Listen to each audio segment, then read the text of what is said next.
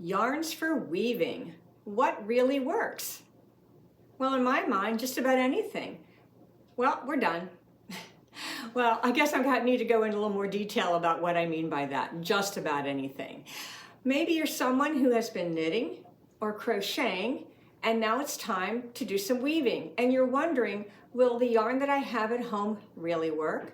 Or perhaps you are someone who is already doing some weaving and looking at all kinds of yarn out there and trying to decide, how can I use it? What can I really use it for? Well, I'm going to try to take a little bit of mystery out of this situation and help you explore some of the ideas that I've used in the past and maybe some ideas that some of my friends have shared with me. So first of all, let's take a look at some things that you might already have at home if you are not a weaver. Perhaps you're someone who has some acrylic yarn. Many of us use this to learn with. And then some of us also use some of this nice cotton yarn to make dishcloths, either crochet or knit. And then some of us have maybe done some socks or some other knitting and purchased some nice hand-dyed wool. This happens to be superwash. Or maybe you have some wool that's not superwash, some thicker wool that's been either hand-dyed or commercially dyed. Perhaps you are a hand spinner and you've been spinning yarn and you have a lot of it sitting around. You're not a knitter or a crocheter, and now you think, maybe I'm going to do some weaving and see if this will work. And something else you might not think about, you can actually weave with sewing thread if you do want to go that thin. I've never done that, but I've done some very, very small yarn used for some projects, but nothing quite like that. We're now going to go and take a look at some yarn a little closer and talk about it. We're going to start with some cotton, and then we'll go to some other plant fibers. Then I will end up going with wool, and we also end up with some art yarn, and I'll show you how that can also be used in your weaving. Let's talk a little bit about two factors in yarn that will affect your weaving: strength and elasticity. Often in the yarns that we have that you purchase at the store to make things, for example, this sock yarn, it might be a little bit hard to see here, but it has some elasticity to it. See, it kind of moves, it springs a little bit. Same thing with some of the acrylic yarn. Now, I don't know about this one, if it will do it or not. This one doesn't seem to spring a whole lot. However, sometimes some of your wool that you purchase to knit with has a little bit of a give to it. Now, you notice most of these yarns are in skeins or hanks, and then weaving yarn, it's on cones. And if you look at the weaving yarn, again, if I pull, it doesn't have much stretch to it. Here's some other yarn. Doesn't really have much elasticity to it. But that's one thing to consider. If it has a lot of elasticity to it, it might not be something that works for your weaving, unless you do some things to it. And I'll be talking about that in a little bit. You might also have some other cotton here. This is basically like the sugar and cream. You could weave with it, and some of it does better in the warp and some in the weft, depending on. So again, the elasticity. Now, the other thing we want to consider is strength. I'm going to put these aside and basically look at the yarn some of the yarns that I have here. Here's some nice cotton. This is actually a natural colored cotton.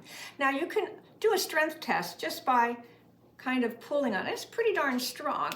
I can break it, but it does take an extra pull to really break it. Now, I have some other cotton here. Now, that was unmercerized. This is mercerized. So let's see if I can even break this one at all. Okay, well, I'm having a little trouble with that one. So that would really be good in the warp. What about this one? Yeah, now this one has a little polyester in it, adds some strength. This yarn happens to be what we call rug yarn. It's very, very heavy, but you can use it to weave with or not weave with. Sometimes if it's old yarn, it's very brittle. I suggest that you test yarn, especially navy blues and blacks, and some of, the reds could also be a little weak, but for some reason, certain yarn, especially if they're old, if you pull on it, it might come apart very, very easily. So those are two things to consider: elasticity and the strength of the yarn. So why do we buy and find yarn for knitting and crocheting in skeins and weaving yarn on cones? There's a reason for it. The main reason is that when it's wound on a cone, it's wound tighter. The yarn was probably also spun tighter. So it's wound on the cone, so it's tighter. And this was not wound as tight because it's nice and loose and soft. That's what we like when we're knitting and crocheting or crocheting. When we're weaving, we do like it to be soft. However, it needs to be strong. There is a way to strengthen your yarn if you have it, and I'll talk about that closer to the end of this talk. And here we are with different kinds of cotton, different sizes. I have some heavy cotton here that is called 8/4. You see, we have different measurements for cotton yarn that you use for weaving. We have 8/4, we have 3/2, 5/2, 8/2, and 10/2. And I even have a really very, very fine yarn. The other thing that weavers think in different terms is we think in yards per pound. So each one of these, when we look them up on a chart to decide what to make with them, it tells us how many yards per pound, and it also tells us how many ends per inch. I'm going to go into a little detail of this near the end of this presentation, but not right now. So let's talk a little bit about each one of these yarns and what we can actually make with each one of them. I'm going to put some of these aside, and I'm going to start with, now these aren't the colors I used, but this is the size yarn. This is a towel that I do a lot of weaving of. This cotton is made out of 8/2, and the pattern is done with 3/2. It's very soft, machine washable, and this one, it was set at 20 ends per inch, just to give you a little idea. So that's one thing that can be made. And perhaps I want to go a little bit heavier, and I can use this yarn. This is actually a mix of a 3/2 and a 5/2. The 5/2 is in the warp, and the weft is the 3/2 is in the warp, and 5/2 is in the weft. This would be good for a placemat, a table runner. You could even do some towels with that particular yarn. Now, if I want to go a little bit heavier, here's a heavier yarn, and this was woven with heavier yarn like this. And I believe this is the similar to the 8/4 yarn. It might be called 8/8. There's a couple different numbers for this. All different colors. This is great for placemats, table runners, maybe pillows, maybe a chair cover, something like that. It weaves up very nicely, and I think this one might have been set at 12 ends per inch. I'm trying to remember. And then perhaps I want to try some other kind of yarn. Could use other yarns, and this is cotton chenille. I used to do a lot of weaving with cotton chenille. Well, it looks like we got a little extra yarn there. And the cotton chenille was the weft and the warp in this case. All woven, don't remember how many ends per inch, but this is one of the scarves that I wear quite often. It's nice and soft, machine wash and dry. So you can also weave with cotton chenille, and there's also some other cottons that you might find. This is a thick, thin. It's very, very heavy. There's some that's a little lighter, kind of a flake yarn. And you can also find some other yarns. This one has a little sparkle to it. It might be hard to see that. But these are all different kinds of yarns that you can use in your weaving in the weft and also in the warp. They're all strong enough to be used for both. Now here we have some other plant fibers. We have tencel. This is some tencel. This is 6/2 tencel. This one is an 8/2 tencel, and this is an 8/2 tencel. And this is some bamboo that is a 5/2 bamboo. This is tencel, that's a little bit heavier, almost a DK weight. And then this is a rayon blend. They are all basically a rayon base because they're made out of a plant fiber that's mixed together and then spun. It's very, very strong. You can use it in the warp and the weft. Makes really nice fabric. Let me show you something that I made out of it. It's really soft. It just has a nice drape to it. Something that you'll see a lot of weavers like to use for their scarves, for their ponchos, even make some blouses out of it. It's just a nice drape to it. So you'll see a lot of that. So that is one particular fiber that you can use. That's a plant fiber. And another plant fiber that was spun years ago, and you can still see demonstrations, is linen. Or sometimes you might hear it called flax. We have some that's very thick here, kind of a rough spun. This one's a little thicker, and this one's a little thinner. These are excellent for the warp and the weft. They don't have a lot of spring, so when they're washed, sometimes when you weave with them, they don't change a lot. When you wash them after you weave with them, they don't change a lot. The fabric is basically the same. It's a little softer, but the set is the same as it was when it was woven. What people often do is they blend linen with other fibers. One of them that was also very popular, and I like to use it, is cotton. This is a mix of cotton and linen. Now this one happens to be 60% cotton, 40% linen. It has a little bit of a softer hand to it. It feels really nice. A lot of people like to use this to make dishcloths. I also came across a linen rayon, kind of a flax blend. This is very, very soft. It was spun a little softer, but it's still very strong. So this was used, I used a lot of this for some placemats. It was a mill end. Something else more recently that I've came across and I just love is this. This is a mix of bamboo and cotton. It is just so soft. I just can't tell you how soft it is. And I dyed some of it, and I'll show you that. Let me see if I can find that here. All right, this is some that's been hand dyed, and it blossoms or blooms very nicely. It is just so soft. I think, and after it's been washed, it still has, no, it doesn't have much of a spring to it anyway, but it comes out. This is before it was washed, and once it's washed, it fluffs up very nicely. So that's another fiber that you might like to try. Sometimes you can also get mixes of, this one happens to be wool and cotton and linen blended together. Make a nice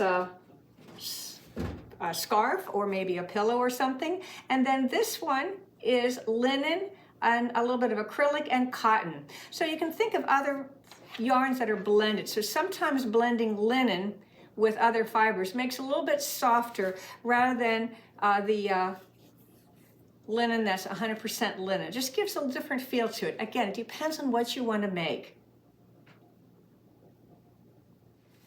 All right, now let's take a look at wool. And I also have a little bit of Angora as well as some alpaca in here. I don't have any mohair that I can see in this stack here. But let's take a look at some of the different kinds of yarn. I'm going to point them out to you, and then we'll look at some of them individually so we can talk a little bit about them. The purple over here is a Harrisville wool that was spun for weaving. This is some wool that I had sent out to a local fiber mill, made into yarn. We made it into yarn for weaving, as well as she did some on some skeins for me. The front is a wool, a loopy wool that was dyed. This is some hand spun wool with a little bit of Angora, a little bunny in it. This one is alpaca mixed with a little bit of wool. These two, this one is a super wash with, let's see, this one had tencel and wool in it. And this one is 100% wool. And those, you can weave with these. I'll show you a kind of a neat thing that I created with some of those cakes.